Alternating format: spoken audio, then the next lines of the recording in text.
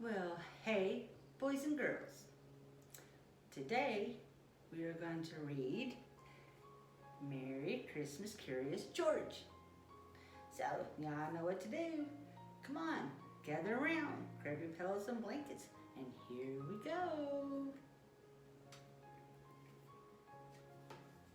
Merry Christmas Curious George.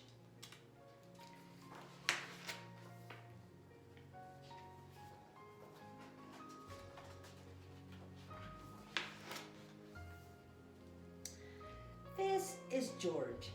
He lived with his friend, the man with the yellow hat. He was a good little monkey and always very curious. Today, George was visiting a Christmas tree farm. You can help me pick out the perfect tree for our home, said his friend told him. Keep close to me while we look. George promised to be good, but little monkeys sometimes forget.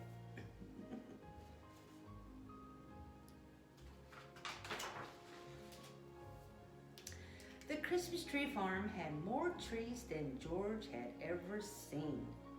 He found a very nice one right away. But then another caught his eye. And then one more.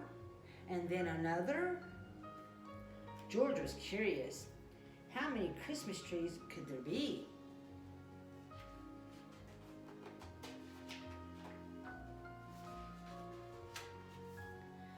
George could not resist climbing up the tallest tree to get a better view. He looked for the man with the yellow hat, but his friend was nowhere in sight. Two men tromped into the clearing. There's our tree, one man told the other. The men cut down the tree and loaded it onto a truck.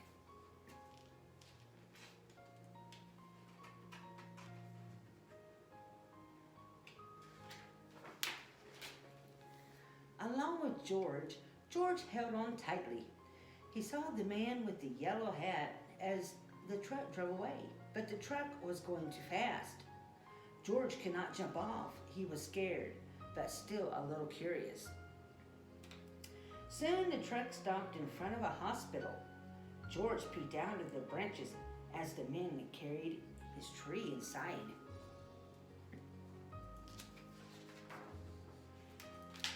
The hospital was a busy place. George jumped out of the tree. There was lots here to see and do. He looked at some interesting pictures. He found a jacket and tried it on. He played on a trampoline. He even went for a ride on a speedy little cart. What fun! Uh-oh.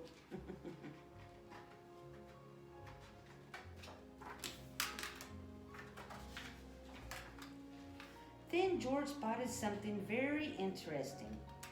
His tree. George knew that Christmas trees were supposed to have tinsel and twinkling lights and shiny ornaments, but this tree was empty. George thought and thought, and then he had an idea.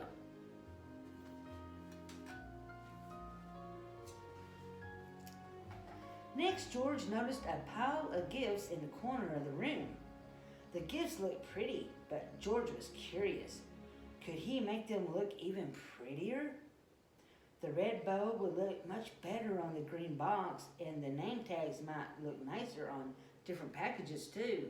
Uh-oh. A nurse arrived, and what did she see? A monkey, and he's making a big mess.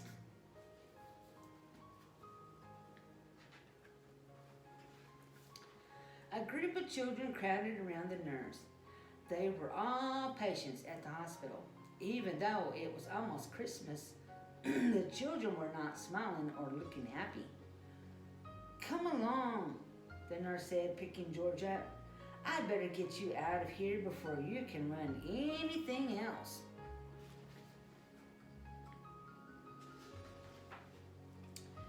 A girl with a cast stared at George's tree. Suddenly she giggled. "Look," she said, "it's my x-ray." A boy laughed. "And there's the balloon from my room."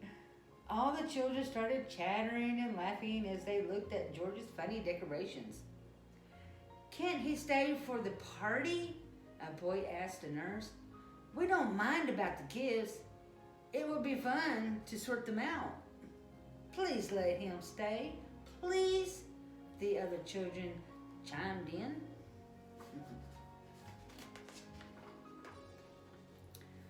When we saw how happy the children looked, the nurse looked happier too.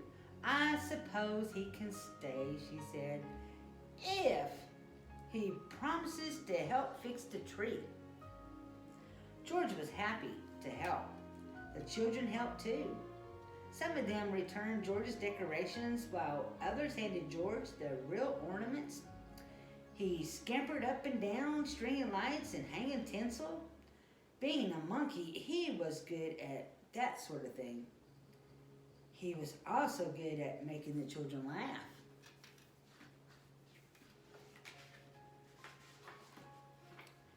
When the tree was finished, George helped open the gifts.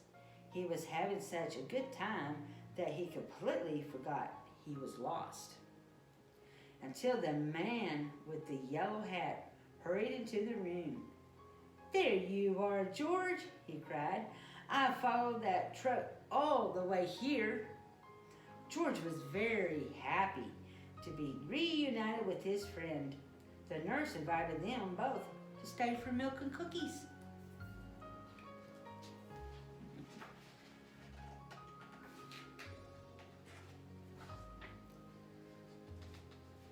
Ho, ho, ho! Did somebody mention milk and cookies? A man in a red suit walked into the room, his belly jiggling. He was holding a beautiful golden star. George's eyes widened. It was Santa Claus. "Who would like to put the star on top of the tree?" Santa asked. "George!" the children cried at once. "Let George do it!" George scurried up the tree one last time. He put the golden star in place very carefully. "Merry Christmas, Curious George." The end. Well, thank you for joining me. So don't forget, there will be a craft coming soon, so keep your eye out, because you know it's not Christmas yet, or Christmas Day, so we're going to keep on going with our Christmas books and our Christmas crafts. So thank you for joining me, and we'll see you later. Bye.